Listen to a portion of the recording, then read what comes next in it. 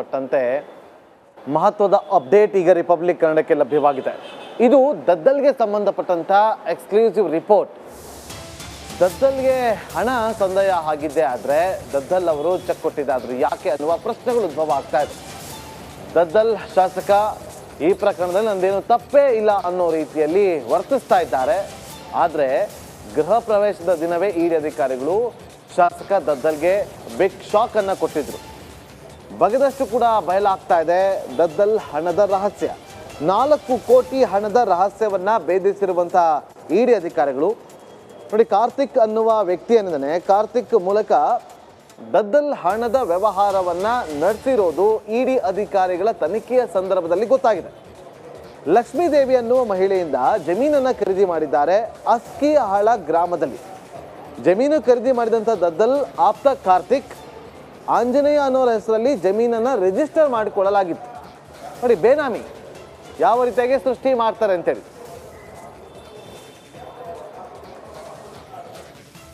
ಬಗೆದಷ್ಟು ಬಯಲಾಗ್ತಾ ಇದೆ ದದ್ದಲ್ ಹಣದ ರಹಸ್ಯ. ಗೃಹ ಪ್ರವೇಶದ ದಿನವೇ ಇಡಿ ಟೀಮ್ ದದ್ದಲ್ಗೆ ಶಾಕ್ ನೀಡಿತ್ತು.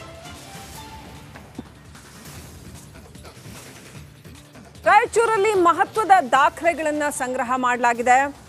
4 ಕೋಟಿ ಹಣದ ರಹಸ್ಯವನ್ನ ಇಡಿ ಭೇದಿಸಿದೆ. ಎಲ್ಲಿಂದ ಬಂತು ಅಷ್ಟು ಹಣ ಅನ್ನುವಂಥದ್ದನ್ನ ಕಾರ್ತಿಕ್ ಮೂಲಕ ದದ್ದಲ್ ಹಣದ ವ್ಯವಹಾರ ಮಾಡ್ತಾ ಇದ್ರು. ಅಸ್ಕಿಹಾಳ ಗ್ರಾಮದಲ್ಲಿ ಜಮೀನು ಖರೀದಿ ಮಾಡಿದ್ರು. ಲಕ್ಷ್ಮೀದೇವಿ ಎಂಬ ಮಹಿಳೆಯಿಂದ ಜಮೀನು ಖರೀದಿ ಮಾಡಿದ್ರು. ಕಾರ್ತಿಕ್ ಜಮೀನನ್ನ ಖರೀದಿ ಮಾಡಿದ್ರು ದದ್ದಲ್ಗೋಸ್ಕರ. ಆಂಜನೇಯ ಎಂಬುವರ ಹೆಸರಲ್ಲಿ ಆ ಜಮೀನನ್ನ ರಿಜಿಸ್ಟರ್ ಮಾಡಿದ್ರು.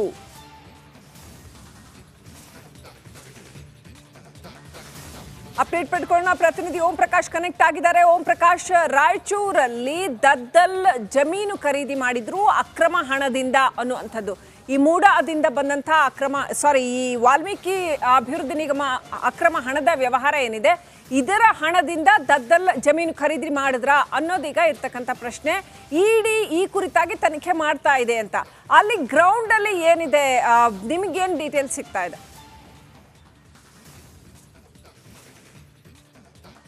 ಶ್ರೀಲಕ್ಷ್ಮಿ, ವಾಲ್ಮೀಕಿ ನಿಗಮದ ಹಗರಣ ಏನಿದೆ ಅದು ಬಗೆದಷ್ಟು ಬಯಲಾಗ್ತಾ ಇರುವಂಥದ್ದು.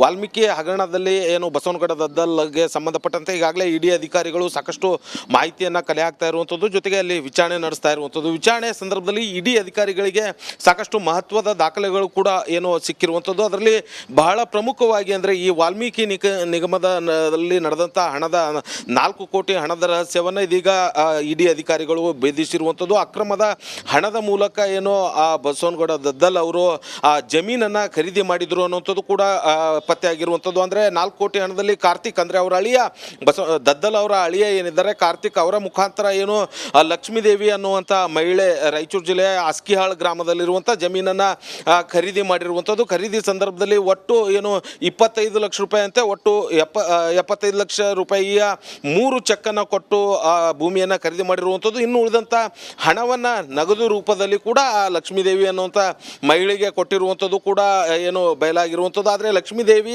ಆ ಹಣದಿಂದ ಮನೆಯನ್ನು ತೆಗೆದುಕೊಂಡು ಗೃಹ ಪ್ರವೇಶ ಮಾಡ್ತಾ ಇರುವಂತಹ ಸಂದರ್ಭದಲ್ಲಿ ಇಡಿ ಅಧಿಕಾರಿಗಳು ಅದಕ್ಕೆ ಸಂಬಂಧಪಟ್ಟಂತೆ ಈಗ ನೋಟಿಸನ್ನು ಕೂಡ ನೀಡಿ ಆ ಮಹಿಳೆಯನ್ನು ವಿಚಾರಣೆಗೆ ಕರೆದಿರುವಂಥದ್ದು. ಒಂದು ಕಡೆ ಇದೀಗ ಏನು ಲಕ್ಷ್ಮೀದೇವಿ ತಾನು ಕೊಟ್ಟಿರುವಂಥ ಜಮೀನು ಮಾರಾಟ ಆಗಿರುವಂಥದ್ದು. ಆದರೆ ಈ ಅಕ್ರಮದ ಹಣ ಏನಿದೆ, ಹಣದಿಂದ ಮನೆಯನ್ನು ಕಟ್ಟಿ ಅಲ್ಲಿ ಇದ್ದಂಥ ಸಂದರ್ಭದಲ್ಲಿ ಈಗ ಇಡಿ ಅಧಿಕಾರಿಗಳು ಆಕೆಗೂ ಕೂಡ ಶಾಕ್ ಅನ್ನು ನೀಡಿರುವಂಥದ್ದು. ಈಗ ಸದ್ಯ 4 ಕೋಟಿ ಹಣ ಏನಿದೆ ಎಲ್ಲೆಲ್ಲಿ ಹೇಗೆ ಖರ್ಚು ಮಾಡಿದ್ದಾರೆ ಅನ್ನೋದ್ರ ಬಗ್ಗೆ ಕೂಡ ಇಡಿ ಅಧಿಕಾರಿಗಳು ತನಿಖೆಯನ್ನು ನಡೆಸ್ತಾ ಇರುವಂಥದ್ದು. ಬಹಳ ಪ್ರಮುಖವಾಗಿ ಇಲ್ಲಿ ಥ್ಯಾಂಕ್ ಯು ಓಂ ಪ್ರಕಾಶ್ ಡೀಟೇಲ್ಸ್ಗಾಗಿ.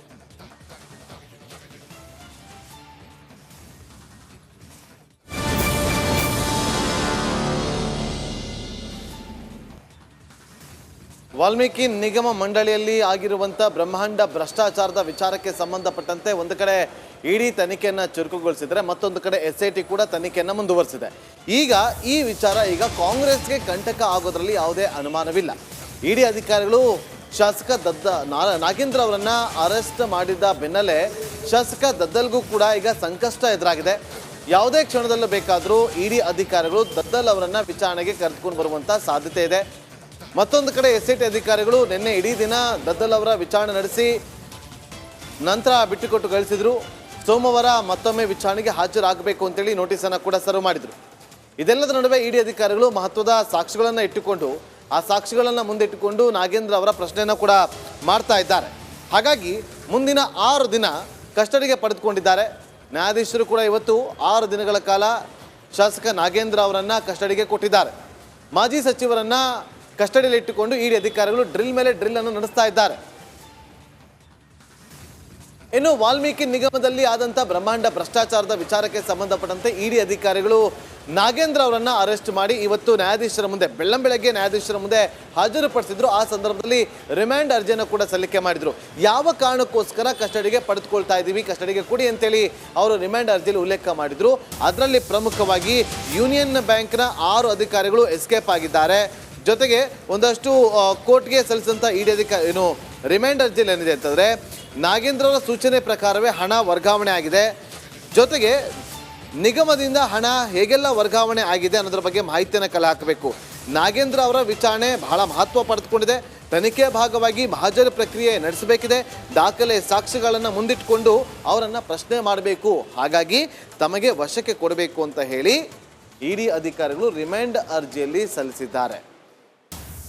ಇಡಿ ಪರ ವಕೀಲರ ಮೂಲಕ ರಿಮ್ಯಾಂಡ್ ಅರ್ಜಿ ಸಲ್ಲಿಸಿದ್ದಾರೆ. ಅದರ ಆಧಾರದಲ್ಲಿ ನ್ಯಾಯಾಧೀಶರು ಇವತ್ತು 6 ದಿನಗಳ ಕಾಲ ಕಸ್ಟಡಿಗೆ ಕೊಟ್ಟು ಆದೇಶವನ್ನು ಕೊಟ್ಟಿದ್ರು.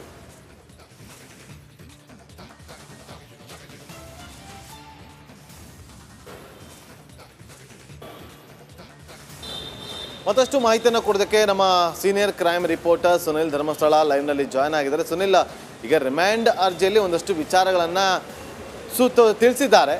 ಸಾಕ್ಷಿಗಳಿದೆ, ಅದನ್ನು ಮುಂದಿಟ್ಕೊಂಡು ನಾವು ವಿಚಾರಣೆಯನ್ನು ನಡೆಸಬೇಕು ಅಂತೇಳಿ. ಹೇಗೆ ನಡೆಯುತ್ತೆ ಈಗ ಈ ಒಂದು ವಿಚಾರಣೆ? 6 ದಿನ ಕಸ್ಟಡಿಯಲ್ಲಿ ಏನೆಲ್ಲ ಪ್ರಶ್ನೆಗಳು ಉದ್ಭವ ಆಗುತ್ತೆ, ಹೇಗೆಲ್ಲ ವಿಚಾರಣೆ ನಡೆಯುತ್ತೆ ಸುನಿಲ್?